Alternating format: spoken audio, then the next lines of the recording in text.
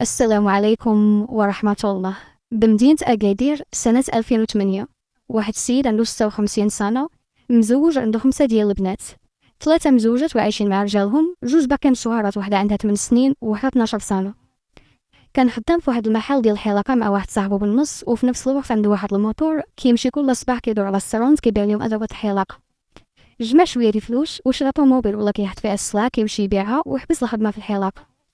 من بعد لقى الخدمة في واحد الشركة كيعس بالليل، جاتو مزيانة، كيبات عساس في الليل. الصباح كيمشي لدارو كيفطر، كيهز السلعة ديالو يبيعها، وكيرجع للدار ينعس شوية. مع ديك السبعة كيمشي لخدمتو. هاد السيد بقى على هاد الحال حتى جمع الفلوس، شرا واحد البقعة أرضية في بلاصة مزيانة، حيت كان ساكن في الأول غير في واحد الحي عشوائي. السيد بلا واحد الدار كبيرة سكن الفوق والتحت، دار مكازا كراها لواحد السيد دار فيها لافاج، ودار 2 ديال الكراجات. واحد جاب ليه شي دراري كيخدمو فيه الحلاقة بالنص، والاخر خلا كيحط فيه طوموبيلتو. هاد السيد ولا داباس عليه وبانو عليه الفلوس، هو هذاك بقى خدام كيقول النهار اللي غادي نعيا غادي نجلس. حتى لواحد النهار واللي كان 3 مع 7 ديال الصباح رجع من الخدمة، فاش وصل حدا الباب ديال الدار ديالو غادي يبان ليه الكراج اللي كيحط فيه طوموبيلتو محلول وكفولة مهرسين. دخل، كيلقى طوموبيلتو باقا بلاصتها، السلعة كاينة. بان ليه واحد الباب في الكراج كيطلع للدار ديالو محلول. مشى دخل منو، في الدروج غادي يلقى اثار ديال التبرديلات وصبابط فيهم دم.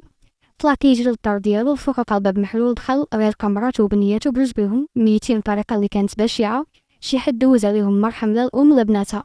بقى كيغوت، تجمعوا الجيران، اتصلوا بالبوليس، جاو لقاو السيده وبناتها غارقين في دماياتهم. الدار كلها مقلبه، الحوايج ملوحين في الارض. هاد السيد قال لهم انا كنخدم عساس بالليل، رجعت هاد الصباح للدار ولقيت هاد الكارثه، وراه كانت عندي 17 مليون حاطها في واحد الصندوق تحت الماريو راه ما كايناش. من بعد المعاينة ورفع البصمات تنقلوا الجثث لمستودع الأموات. عرفوا البوليس أنا اللي دخلت كرفس على هاد الناس، دخل عليهم الكراج وكان عارف عندهم الفلوس.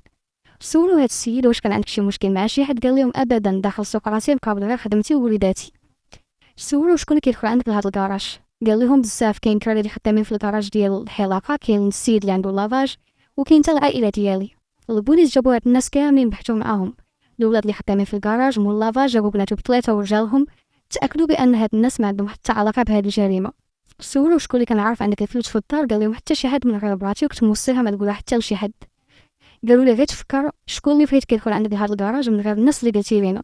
قال لهم كاين واحد الجزار كان جاري في الحي اللي كنسكن فيه من قبل ما نتحول لهنا، كان كيجي كل عام كيذبح ليا الحولي ديال العيد. الا كنت في الدار راه كنتعاون انا وياه، الا كنت خدام راه كيجيب معاه ولدو وبناتي كيفتحوا لهم باب ديال الكراج، كيدخلوا كيذبحوا الحولي، والبنات كيبقاو يتسخروا لهم، لا احتاجوا شي حاجه كيجيبوها لهم. انا في الاعياد كنقسم الخدمه انا والاساس ديال النهار، مره هو كيخدم الصباح وانا العشيه، ومره انا الصباح وهو العشيه. الوقت اللي وقعت فيه هاد الجريمه كان داز تقريبا واحد شهر ونص على العيد الكبير.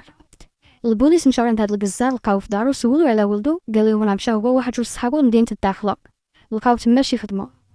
مشاو للدار ديال هاد صحابو ووالديهم قالوا نفس الهضره، مشاو لمدينه الداخله على شي خدمه لقاوها تما، ولكن فاش بحثوا مع شي دراري صحابهم قالوا لا راه مشاو لمدينه طنجه عند واحد الولد. وراهم هاد صاحبهم فين كاين، مشاو لدارهم، والدي قالوا ولدنا راه خدام في طنجة في واحد الشركة وساكن تما، عطاوهم العنوان ديالو فين ساكن وفين خدام. مشاو عندو لقاو في الشركة ديالو فين خدام، جابو كيبحثوا معاه، قالوا ليه 3 ديال الدراري صحابك اللي جاو عندك من اكادير فينا هما. قال لهم راه جاو عندي، قالوا لي عاونا لقاو الكرا ومشيت معاهم عند واحد السيد كرا ليهم. سولو واش كان عندهم شي فلوس، قال لهم ما نعرف، ما شفت عندهم انا والو، ولكن كانوا متفقين مع شي حراق يحرقهم وكانوا كيتسناو. مشى معهم وراهم الشوبا فين كرا، ودخلوا عندهم كيلقاوهم تما عندهم 16 مليون و80 الف ريال. سولوهم هاد الفلوس منين جاتكم، كل واحد واش كيقول، ولكن مع تحميق البحث غادي يعترفوا كاملين. صحاب ولد الجزار قالوا هو اللي جا عندنا، قال لنا الحلاق كان غير فقير ولا كله فلوس، وراه كيمشي يعس بالليل، كتبقى مراته هي وبناتها في الدار، عاونوني نمشيو نسرقوا الفلوس ونحرقوا بها. وفعلا في الاول حنا كنا ناويين غير نسرقوا. فاش مشينا هرسنا القفوله ودخلنا عليهم، المراه فاقت بينا، جات خارجه لقاتنا قدامها، بقات غير كتشوف فينا، شدينا طيحنا في الارض، ولد الجزار هو اللي دوز عليها. مشينا للبنات كانوا ناعسين حتى هما دوزنا عليهم، حيت حنا اللي بلغوا ونشدو قبل ما نحرقوا.